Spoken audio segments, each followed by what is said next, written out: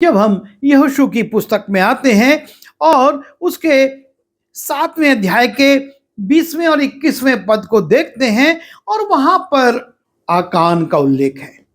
लिखा है, और आकान ने यहोशू को उत्तर दिया कि सचमुच मैंने इस्राएल के परमेश्वर के विरुद्ध पाप किया है कि जब मुझे लूट में शिनार देश का एक सुंदर ओढ़ना और 200 शेकेल चांदी और 50 शेकेल सोने की एक ईंट देख पड़ी, तब मैंने उसका लालच करके उसे रख लिया। लालच की कमजोरी आकान के जीवन में आ जाती है और वो इस बात को स्वीकार करता है कि मैंने परमेश्वर के विरुद्ध पाप किया है, पाप मुझ पर प्रबल हो गया और मैंने शिनार देश का ओढ़ना, 200 शेकेल चांदी और 50 शेकेल सोने की ईंट को उठाकर अपने तंबू में रख लिया है। लालच ने आकान को पाप की अधीनता में ले आया, पाप उस पर प्रबल हो गया और तब सब इस्राएली समेत यहोशू जेरावंशी आकान को और उस चांदी और ओढ़ने और सोने की ईंट को और उसके बेटे बेटियों को और उसके बैलों, गधों, भेड़ बकरियों को और उसके डेरे को, निदान जो कुछ उसका था, सबको आकोर की तराई में ले गए। तब यहोशू ने उससे कहा, तूने हमें क्यों कष्ट दिया है? आज के दिन यहोवा तुझको कष्ट देगा। और सब इस्राएलियों ने उसको पत्थरवा किया और उसको आग में डालकर जलाया और उनके ऊपर पत्थर डाल दिए। और इस प्रकार से आकान पर पाप प्रबल हो गया, लालच का पाप। और लालच के पाप के कारण न सिर्फ आकान, लेकिन उसका परिवार, उसके बाल बच्चे, उसकी संपत्ति और जो उसने जिस चीज की लालच की थी वो सब नष्ट कर दिए गए, पत्थरवा में मार दिए गए और जला दिए गए। एक पाप उस पर प्रबल हुआ और उसका और उसके पूरे घराने का नुकसान हो गया। हम यहूदा इस्करियोती को देखते हैं जिसके जीवन में धन की लालच है और वो धन पर ज्यादा ध्यान देता है।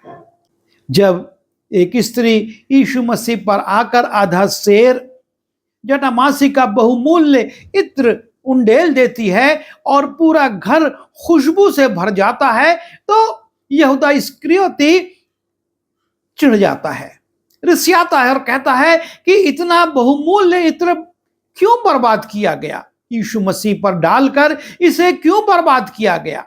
इसे हम बेचते तो 300 दिनार मिलते और उनको हम कंगालों में बांट सकते थे।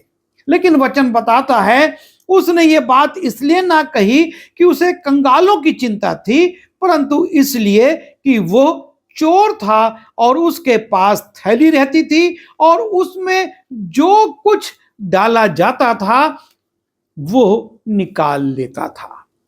उसको धन की लालच थी, वो धन चुरा लेता था और इस कमजोरी के कारण, इस लालच की कमजोरी, धन की कमजोरी के कारण तब यहूदा इस्करियोती नाम 12 चेलों में से एक ने महायाजकों के पास जाकर कहा, यदि मैं उसे तुम्हारे हाथ पकड़वा दूं तो मुझे क्या दोगे? धन की ये लालच यहूदा इस्करियोती में, जो पहले उससे चोरी करवाती थी, अब प्रभु यीशु मसीह का, अपने गुरु का सौदा करने की ओर ले जाती है। पाप उस पर इतना प्रबल हो जाता है और वो जाकर कहता है, यदि मैं उसे तुम्हारे हाथ पकड़वा दूं तो मुझे क्या दोगे? उन्होंने उसे 30 चांदी के सिक्के तौल कर दे दिए और वो उसी समय से यीशु को पकड़वाने का अवसर ढूंढने लगा। अब धन की लालच का पाप इतना प्रबल हो गया कि अब वो अपने गुरु को पकड़वाने का सौदा कर रहा है। यीशु मसीह मरकुस रचित सुसमाचार उसके 10वें अध्याय के 21वें पद में उस धनवान पुरुष से कहते हैं, तू जा अपना सब कुछ बेचकर कंगालों में बांट दे, जरूरतमंदों में बांट दे और तुझको स्वर्ग में धन मिलेगा और मेरे पीछे हो ले।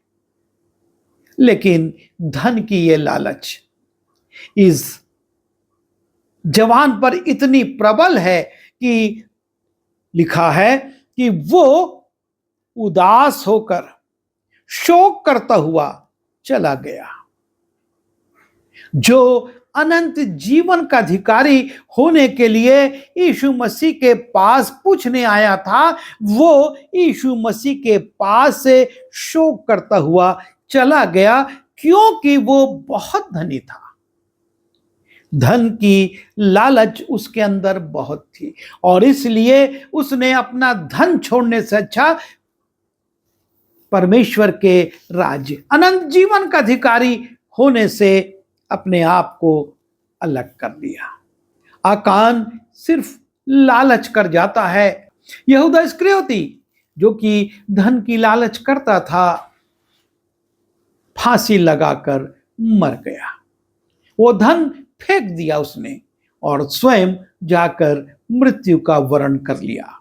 और ये नौजवान धन के लिए प्रभु यीशु मसीह के पास से दुखी होकर, उदास होकर, शोक करता हुआ लौट गया।